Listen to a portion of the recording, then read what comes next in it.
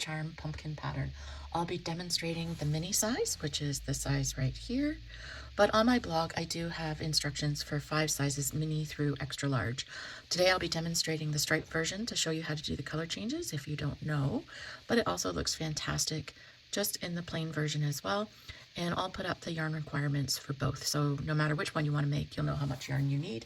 And over on my blog I have the yarn requirements for each size broken down, being the loops and threads soft classic, and I will also put the colors that I used below. I was planning to use scrap yarn for this, but I don't know, I just didn't have the exact colors I want. I went to Michael's and the colors of this yarn just sort of sucked me in. If you have other yarns at home you want to use, you can absolutely do that, but I do recommend that you use the hook size that's recommended on the yarn, or a little bit smaller. Some of the worsted weight yarns are quite a bit thinner, and if you used a 5.5, then you might get some holes. And the thing I like about this is it kind of, I left one of these sitting in my window, and when I pulled into the driveway, I thought, wow, that really looks like a granny stitch, but it's closed because we're joining into the stitch below here. So if you've made my country charm blanket or dishcloth, it's actually the same stitch as that. So just working in 3 clusters. If you're a beginner that knows your stitches and are comfortable working them double crochet, I absolutely recommend that you give this a try. It's not a beginner tutorial. I don't show you how to do the stitches, like don't show you how to do double crochet, but of course I show you how to work the stitches. Okay, I hope that makes sense. Today I'm going to be using my 5.5 streamline hook that was gifted to me by Furls. I actually have a wooden one that is a lot lighter. If you're thinking about getting one of these and your hands get fatigued or sore, I definitely recommend staying away from the metal. It's really quite heavy, and if you're making a big project, it can sort of fatigue your hands a little bit quicker than the wooden ones, which are super nice. In fact, I can't find my 5.5, but this is the wooden one that I like. I think it's hiding in my couch somewhere. If you have a dog, keep these away. They think they're sticks. Okay. So this pumpkin is going to be joined at the end of each row. We're going to be making it like a tube and then cinching the bottom and the top. So there's really no shaping, and we're going to be joining and turning at each round. And okay, so today I'm going to be using 5 colors, and also over on the blog post it does have instruction if you want to use a different amount of colors if you think that you need to calculate what you need. So you can check that out as well. Okay, so because we're going to be gathering the beginning of the pumpkin, you want to make sure that you have a long tail at the beginning that you can then use to cinch your pumpkin. So I like to leave about 10 inches. It's probably way more than you need, but it's easier to have more than less. So we're going to just start by making a slip knot, and then we're going to chain 27. So I'll go ahead and do that, and then I'll meet up with you. Okay, so I have 27 chains, and then what we want to do is join the chain with a slip stitch to the very first stitch. So just make sure that your chain is not twisted when you join. So just go ahead and do that. And also when I was making these, I kept using this tail to join. So make sure you don't do that, because I'd get into my single crochet and realized I had the wrong tail of yarn. So just join that with a slip stitch. And then you're going to chain 1, and that does not count as a stitch, and turn. Now working right back into that same stitch where you joined, you're going to single crochet, and then you're going to single crochet in each stitch around. Now if you get to the end and you don't have 27 stitches, don't sweat it as long as you're within a stitch or 2, because we're actually skipping the last few stitches, so it won't matter in the scheme of things. So if you don't want to start over, I'm just telling you, you don't have to.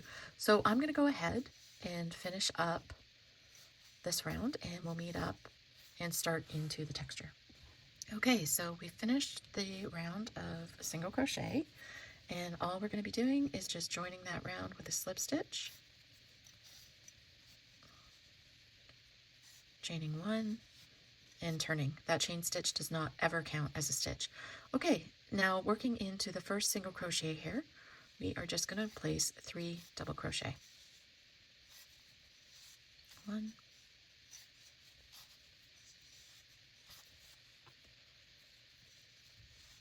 2, and 3. There we go. Okay, so once we finish that 3 double crochet cluster, we're going to skip the next 2 stitches. That's 1 and 2. Then we're going to place another 3 double crochet into the 3rd stitch. So skip 1 and 2 and work into the 3rd stitch. 1, 2, and 3. Let's hope this gets better as we go on. Okay, so there we've done 2 clusters. So that's your repeat around. You're going to skip. You're going to skip the next 2. So skip these 2, 1, 2, and work 3 double crochet in the end, or 3 double crochet into the next. So when you finish this round, you should have 9 clusters of 3 double crochet, or 27 stitches altogether. Okay, so I'm going to finish up this round, and then I'll meet up with you, and we will continue on to the second, and we're going to do a color change as well. Okay, so I'm at the end of that round, and we'll just go around and make sure we have 9 clusters. So 1, 2, 3, 4, 5, 6, 7, 8, 9. So that's perfect. Now for my pumpkin, I do the color changes every round. So now we're going to start on this color here. Also, because I was making like a coordinating set, all I did was I kept the same 4 colors and just changed 1 color. And then that way I felt like they sort of coordinated better, because I had started to make a bunch of different color ones. And of course they were cute, but it didn't look like a set. And I kind of wanted it to look like a set. So, okay, so if you've never done a color change before, I'm going to show you how I do mine. All we do is start a join in the last stitch. So start a slip stitch, pull that stitch through, and then we're going to I'm going to cut it off at every round because I don't want to carry my yarn for 5 rounds. So I'll just cut it off and then grab my new color. And then I'm just going to finish the stitch with the new color, just like that. Okay, so now that I've got that new color through, I'm just going to put this down and I'm going to tie a knot. And the nice thing about the pumpkins is we don't have to actually weave in any of the ends, because all these colors are going to be on the inside of your pumpkin. Which brings me to, when you do your color changes, make sure that you're always pulling your yarn to the same side of the pumpkin. Now, if you forget, like I did many times, because I'm watching TV when I make these, it's okay, because what you can do is just use your hook at the end, grab those tails and pull them through to the inside of the pumpkin. Okay, so we've joined our new color. We're just going to chain 1 and turn. Okay, and then we're going to start working into these spaces, and the stitch in the middle is going to close that space off. So let's just do a double crochet into the space. Oh, my camera doesn't really seem to be wanting to focus that well today. Okay. Double crochet, and then in the first double crochet here, now it really doesn't matter if it's the first or second, you just want to grab one of these. You're going to work a double crochet into that stitch there.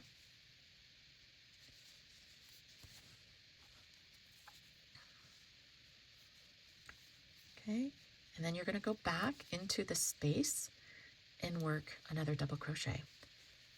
You don't want to work into the double crochet below, or your stitch is going to be too long. So see how that looks? That's how you get that nice long stitch definition there. Okay, and then what we're going to be doing is we're going to be skipping over this cluster and doing the exact same thing again. So you're just going to work a double crochet into the space. Okay, and then you're going to work into this stitch below another double crochet, and then back into that space with another double crochet. So that's the stitch pattern all the way around for round 2. So you're just going to do that into each space. We're not dropping or increasing, so you should have 27 stitches or 9 clusters at the end again. So it's easier if you flip your work right side out or wrong side out when you're working this round. So I'll go ahead and do that, and then I'll meet up with you soon. Okay, so I'm at the end of that round.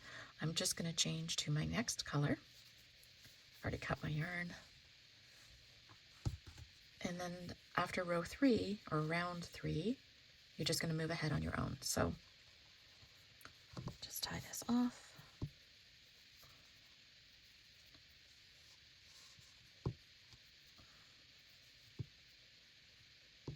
Okay, so now that that color change is done, you're just going to chain 1 and turn. I'm going to flip the work out, so I've got the side I'm working on facing out. And again, we're going to work into the spaces. And this time, what we're going to be doing is a double crochet. And then you're just going to work into the middle stitch of the cluster. So the middle double crochet, and you're going to work a double crochet in there. and then you're going to work back into the space again. Okay, so very similar to the second round. I'm going to skip over this cluster, work into the space, then we're going to work into the middle double crochet below, and back into the space. So that's it for the rest of the pumpkin, for the base of the pumpkin. So moving forward, you're just going to change your yarn every round. And then what I'm going to do is I'm going to finish this off. So you work for 10 rounds. And then what we're going to do is meet up and we're going to close up these holes. And then we'll finish up the pumpkin. So I'm going to go ahead and do that. And I'll join up with you to finish it off. Okay, so I just finished round 10. And what I did was, okay, so this is the inside. You'll see where all your ends are here. But on purpose, I'm just going to join. We're not changing color after the end of round 10. So let's just join with a slip stitch and chain one and turn before we move to finishing off that final round. So what I did was I just left a few of these out. So if you weren't sure what I was talking about earlier, I could show you how easy it was to just pull those through to the other side. So just go in with your crochet hook and pull them through. And there you go. That's done. All right, so let's just turn our work. Okay, so we're not working into the space at all anymore. We're going to work towards closing that off. And we're going to start by working a double crochet in the middle stitch below, just like we were previously. Then we're going to skip a stitch and work a single crochet into the next two. Okay, then we're going to go back down into that middle stitch again. We're going to do a double crochet into that middle stitch, and then we're going to skip this stitch and work single crochet into the next two. So you're going to do that all the way around. And you see how that's closing that space off. So do that all the way around, and then we'll come up, we'll come back, and we'll finish off the pumpkins. So at this point, you're going to want something for a stem.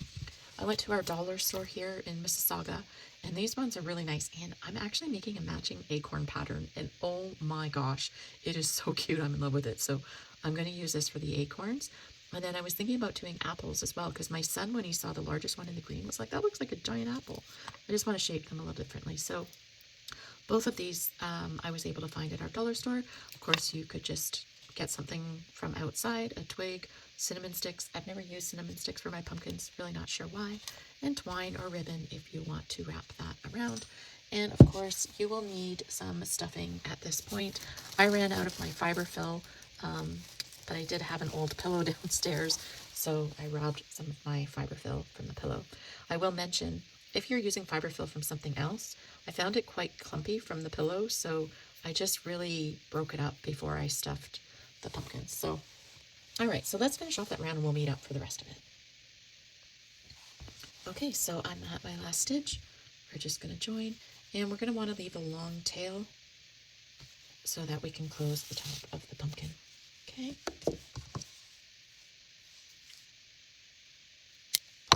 Alrighty.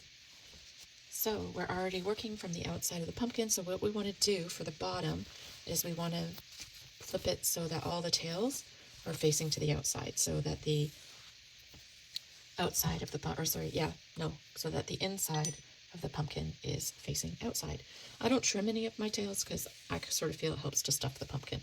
So all we're going to be doing to close the bottom is just take your yarn needle and start weaving it through like this. And you're just going to do this all the way around. It doesn't have to be perfect. It's going to be gathered and it's going to be sitting on its bum anyway. So, of course, I'm saying that because I'm looking through my camera and I can't see. I can't see that great. I need to come up with a solution for that. I think I have it set up differently this time because I don't ever remember looking through my camera to work before. I think I'm a little bit closer. Anyway, so just continue all the way around. I'm going to pause this and come back. Okay, so I've woven that all the way around. Just give it a good tug so that it's nice and closed like that. And then all you want to do is just take a few stitches back and forth so that you know it's nice and tight and you're not going to get a hole in the middle. Does doesn't have to be perfect. The great thing about making little fun items like this, when I used to sew, one of my favorite things to do was costumes, because they didn't have to be perfect, not like clothing. I used to make a lot of my own clothing. All right, so I'm just going to snip this off, and then we're going to turn it right side out like this, and we're actually going to weave the tail around the top before we stuff. When I was making these, it was a real pain, because if I stuffed my pumpkin first, as I was trying to work around, I kept catching the stuffing. So for this, I do make sure it's a little tidier, and these stitches are a little easier to see. So you're just going to weave in and out between the stitches here. I like to do each stitch, and don't pull it tight, because you want to leave it open so that you can get that stuffing in. Okay, so I'm going to do that, and then I'm going to come back and show you a little trick when I'm stuffing my pumpkins to make sure that I'm getting a really nice shape. Because if you just throw the stuffing in, sometimes they can come out a bit wonky. And even though you can manipulate it by hand, I find if you do it the way I did, it's pretty much perfect from the beginning. Okay, so I'm just going to finish this up, and then I'll meet back up with you. Okay, so I've done that all the way around. Now for the stuffing, what I like to do is just put it in. I'd love to know if this is how you do yours as well. I feel kind of silly that I was just realizing this. Middle, and push it out to the outside. And it just gives it a really nice shape. Now, depending on how much or how firm you want them, you can add more. So that's a really nice shape. So then I'm just going to pull this closed, and I'm going to leave a little room for my stem. I'll just pop that in there, and then I'll pull it as tight as I can. Oops. Okay, pull it, and then I'll just take a couple of stitches to weave in the ends and fasten it off. Now, it's up to you whether you want to shape the pumpkin by running the yarn down, but I kind of felt, with the stripes, there was enough to this pumpkin, and that it would just look too busy if I shaped it. So last thing I'm going to do, you can take a few more stitches if you need, is I'm just going to go pop this through the bottom, the middle bottom, and I'm going to take a tiny stitch there, and so that I can cut it off at the bottom and not the top. Oops.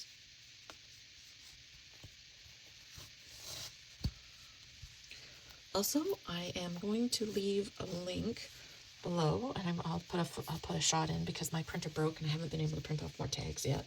I have some really cute pumpkin tags that are free to download on the blog, so I will leave a link to that. But that's our little pumpkin done. If you'd like written instructions, the free crochet pattern is up on my blog. I will leave a link to that below. And if you prefer a printable ad-free PDF, you can grab that from my Etsy shop too, and it will be 50% off for a few days after this video goes live, so it's a great chance to pick it up. So thank you so much for making these with me today, and if you enjoyed this crochet pumpkin tutorial, please give it a thumbs up, and don't forget to hit the subscribe button so you don't miss any future crochet pumpkin patterns or fall patterns, or maybe that acorn pattern that I was talking about. So if you're interested in that, make sure to leave acorn in the comments. Anyways, I'd love to see your finished crochet pumpkin, so be sure to tag me on Instagram at prettydarnadorable so that I can see them. And until next time, bye-bye.